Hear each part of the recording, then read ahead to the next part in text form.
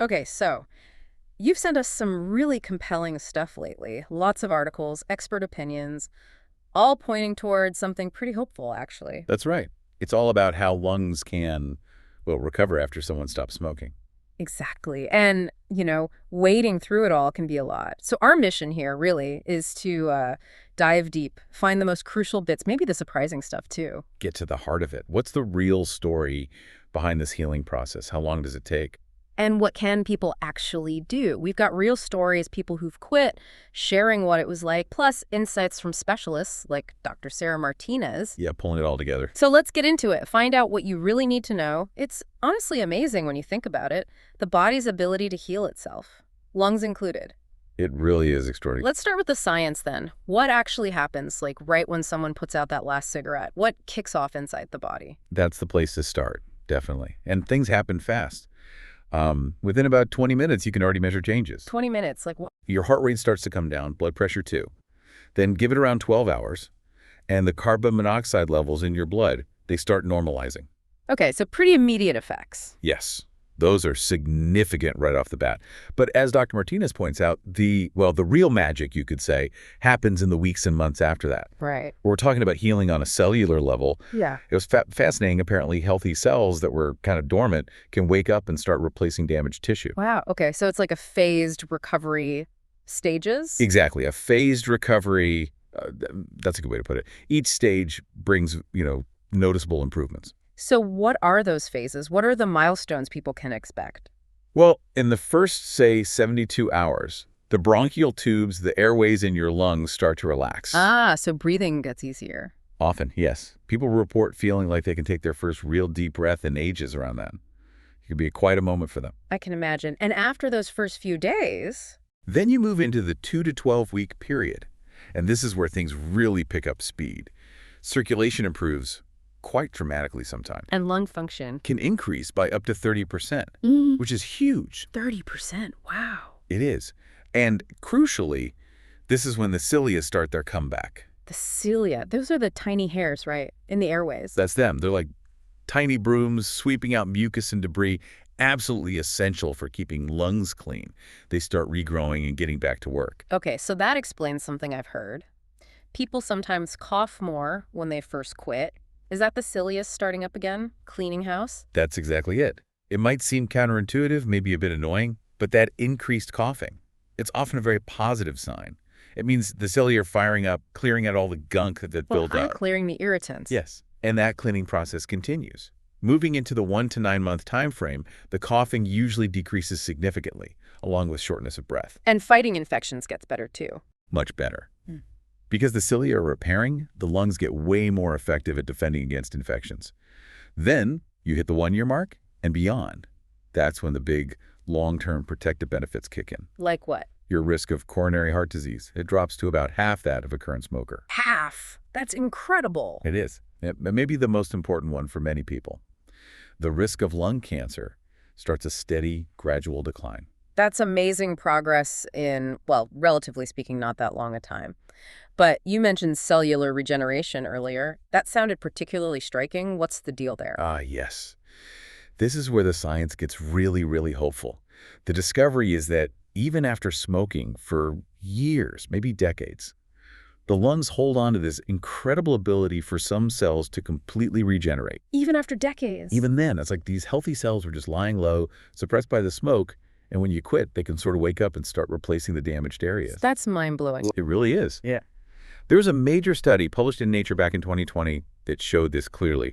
Former smokers actually developed more and more of these healthy lung cells over time. So their lung tissue started looking healthier. In some cases, almost identical to someone who'd never smoked at all. It really turned previous thinking on its head. The idea that all the damage was permanent, it highlights just how resilient the body can be. That finding, wow, it makes the science feel much more real, more personal. Okay, let's pivot then. How does this scientific potential actually look in real life? Let's hear about people who've quit. Maria's story, for instance. Maria's case is powerful. She smoked heavily 2 packs a day for 20 years, quit back in 2019.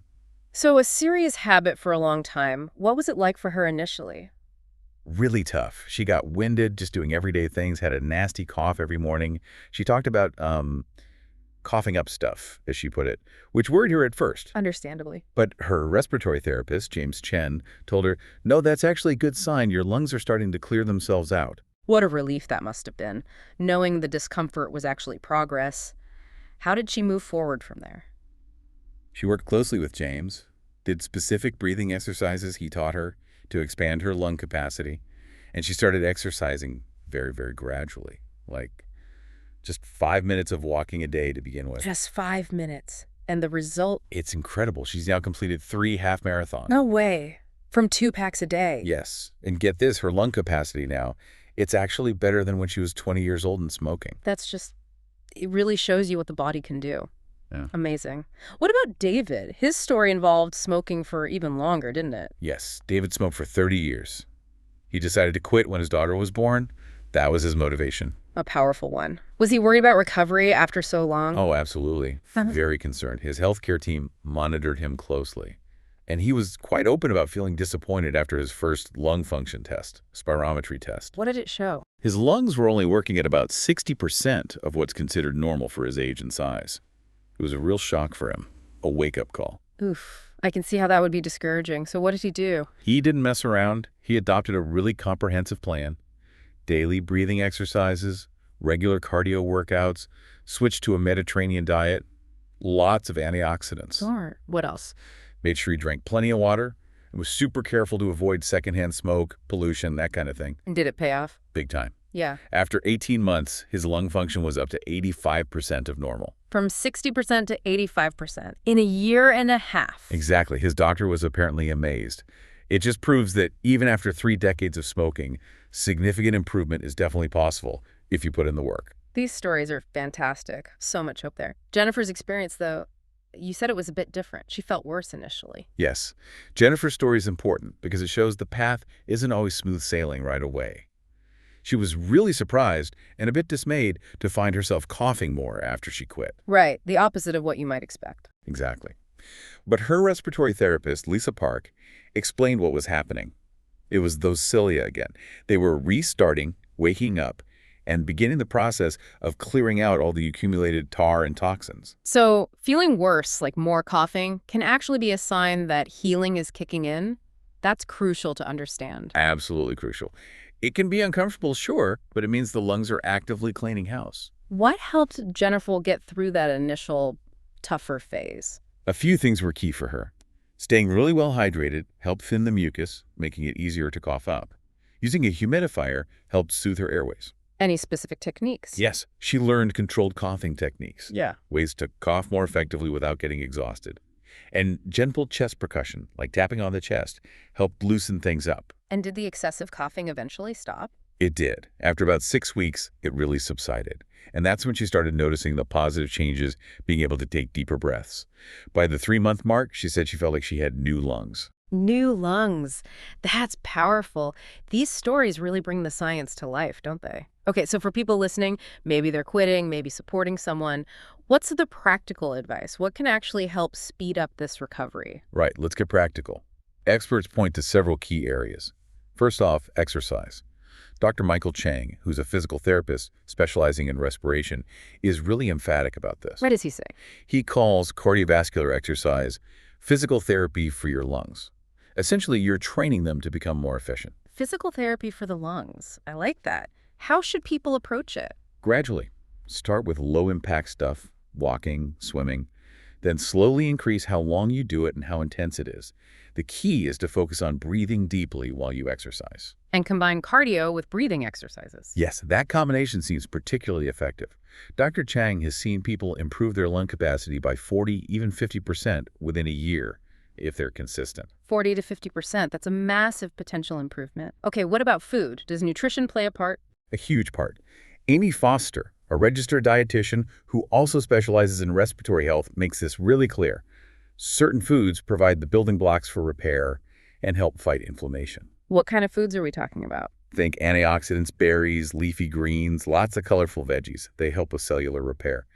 Then there are omega-3 fatty acids, fish, walnuts, flax seeds, great for reducing inflammation in the airways. Okay, antioxidants, omega-3s, anything else? Vitamin C is important. Citrus fruits, Bell peppers, strawberries. It's needed for collagen, which helps repair tissues. And magnesium found in nuts, seeds, whole grains helps relax the muscles around your airways. So a nutrient-packed diet is key. Definitely. Amy Foster has this great analogy. She says former smokers should eat like they're training for the Olympics because their bodies are doing such intense repair work. That really puts it into perspective. And we keep hearing about breathing exercises. How vital are those? Incredibly important. Robert Kim, a certified respiratory therapist, points out something interesting. Many smokers kind of forget how to breathe properly. They develop shallow breathing patterns. So these exercises retrain proper breathing. Exactly. Techniques like diaphragmatic breathing, belly breathing, help use your full lung capacity. Pursed lip breathing helps keep airways open longer, improving oxygen exchange. Any others? Box breathing, inhale for 4, hold for 4, exhale for 4, hold for 4, builds respiratory muscle strength and control.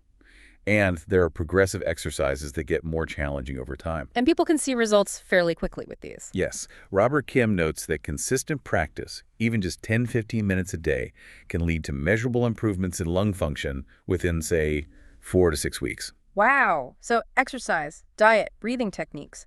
These are all things people have direct control over. What about external factors? Our environment.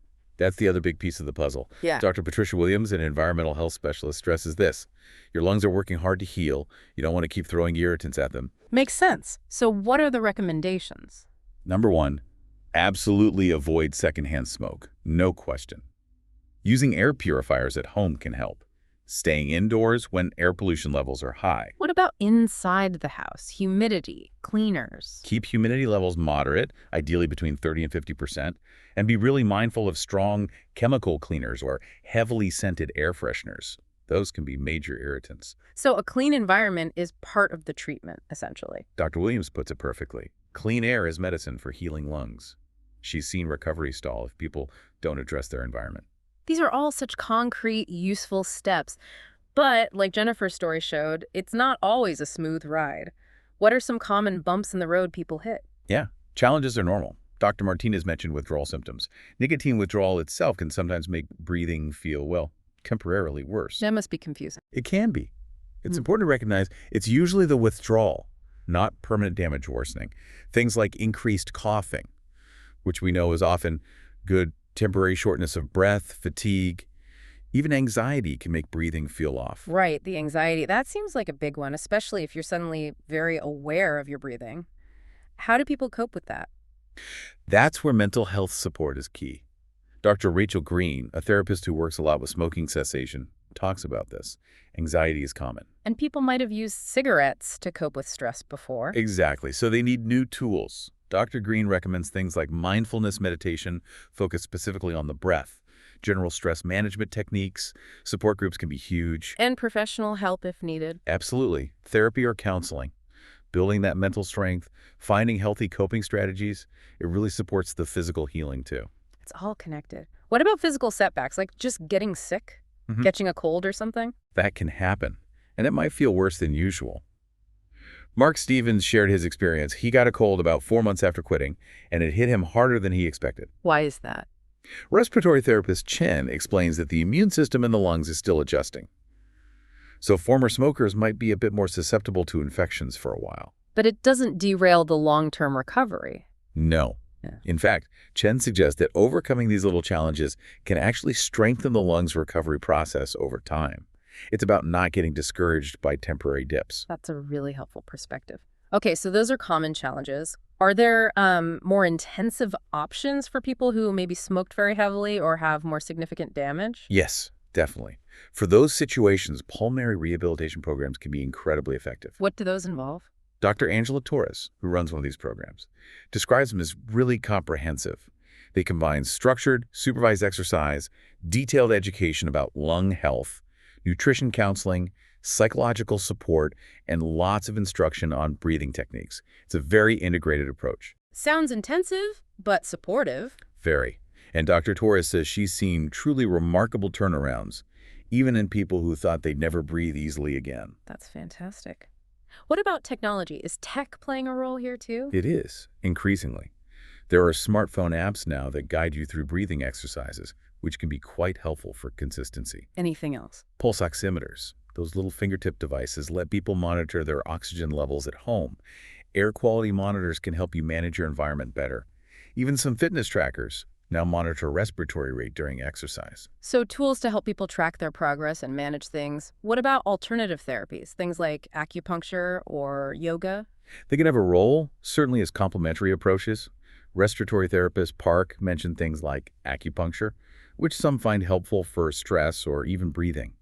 Yoga is great for breath control. Massage can help with relaxation and circulation. Herbal tea. Some people find certain herbal teas soothing for the respiratory system. The key thing, Park emphasizes, is that these are used alongside conventional medical advice and treatment, not as replacements. But they can definitely support overall well-being and keep motivation up. Good to know there are lots of different tools in the toolkit. And hearing about long-term success must be really motivating. Can you share more examples? Absolutely. These stories really drive home that lasting recovery happens. Take Tom. He quit at 50 after smoking for 25 years. He actually had an early COPD diagnosis. Okay, so he already had some diagnosed lung disease. Yes.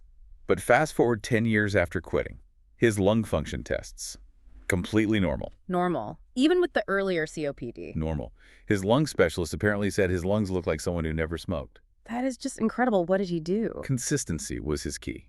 Daily exercise, religiously getting his lung function checked every year, staying completely away from tobacco, managing his weight, regular doctor visits, just steady commitment. Wow. And what about Linda? You mentioned her quitting later in life. Linda's story is so inspiring because she quit at 60 after 40 years of smoking. 40 years. Did people tell her it was too late? She said she faced some skepticism, yeah. People hinting it might not make much difference at that point. But they were wrong. Totally wrong. Ah. She's 68 now, 8 years smoke-free. Ah. And her lung function is better today than it was when she was 50. Better at 68 than at 50. Yes. She can garden now, travel, play actively with her grandkids, things she couldn't do without getting winded before. It powerfully shows it is absolutely never too late to quit and see real benefits. Never too late. That's such an important message. And hearing these stories, it really underlines how important support must be, right? This isn't easy to do alone. Oh, support is critical. Absolutely vital. Maria, the half-marathon runner, talked about how much it meant just having her family cheer her on for small wins along the way. And professional support. Essential. Your doctor, maybe a pulmonologist, Yep. respiratory therapists like Chen and Park, dietitians like Foster, mental health counselors like Dr. Green, building that team around you. What about connecting with other people going through it? Peer support groups were huge for David, the dad who quit after 30 years. Sharing tips, celebrating milestones together, just having people who get it during the tough times that can make all the difference. So recovery is possible, support helps get you there. What about staying healthy long-term, preventing future damage once you've made progress? That's the ongoing part of the journey. Dr. Williams really stressed this. You have to remain proactive. Keep avoiding those respiratory irritants. Secondhand smoke is the big one, but also pollution, strong chemical fumes, dust, allergens. Even limiting excessive alcohol helps. And keeping up with health checks. Yes. Regular monitoring is key. Annual lung function tests are often recommended.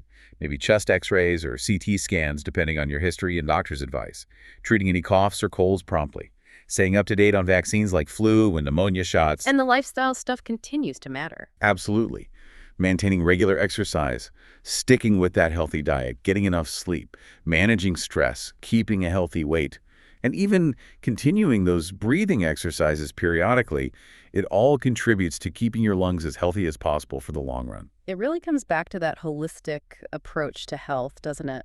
Okay, let's circle back to the science for a moment, just to reinforce why all this recovery is possible. What gives us this hope? It's the biology itself. Dr. Martinez emphasized that the research just keeps getting more encouraging.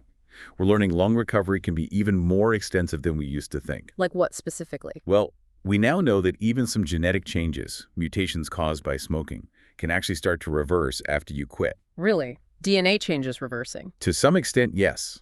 Stem cells in the lungs can actively regenerate healthy tissue. Markers of inflammation go down significantly.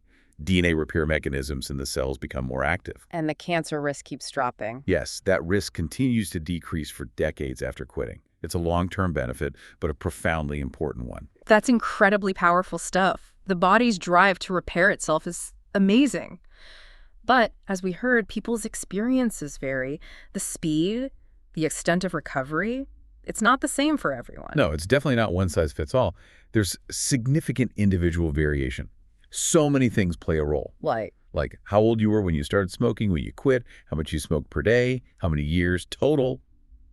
Your overall health makes a difference. Genetics likely play a part. Your environment, and crucially, your commitment to those recovery strategies we talk about, exercise, diet, etc. So it's complex. It is.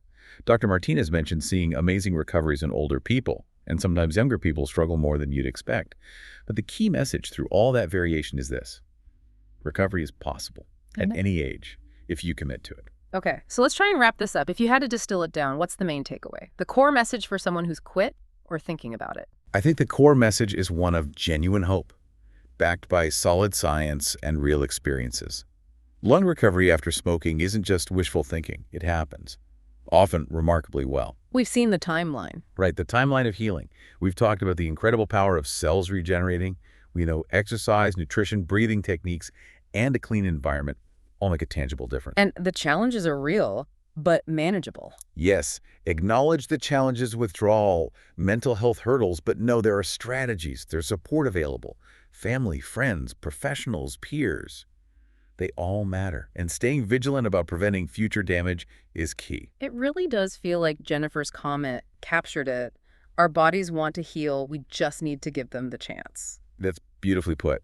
And I'd just add, every single person who quits smoking can expect some level of improvement if they stick with it. How much varies, yes, but some positive change is achievable. And that journey, it is absolutely worth taking. Such an encouraging note to end on. Thank you. Now, for all of you listening, here's something to think about. What's just one thing from this deep dive today? One specific action, maybe a breathing exercise, maybe a nutrient to look up that you could try yourself, or maybe share with someone you care about. Just pick one thing. And remember that amazing capacity your lungs have for healing.